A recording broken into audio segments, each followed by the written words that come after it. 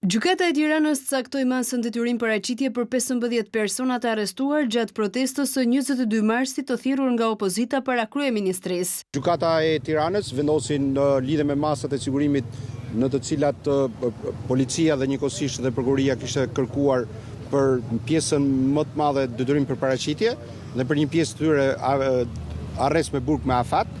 Rezultoi që gjykata i gjeti të pabazuara të gjitha kërkesat dhe arrestimet e policisë, rezulton që këto arrestime janë arrestime politike dhe padyshim një lloj represioni që bëhet ndaj qytetarëve dhe protestuesve të pafajshëm, të cilët po i bashkohen dita ditës protestës së Partisë Demokratike. Ata akuzohen për disa vepra penale. Për protestën është vënë nën hetim edhe deputeti i PD-s Klevis Balleo. Gjithashtu u proceduan në gjendje të lirë 8 persona, 5 prej tyre të mitur. Protesta ishte thirrur para kryeministrisë, më pas protestuesit marshuan në drejtim të disa institucioneve.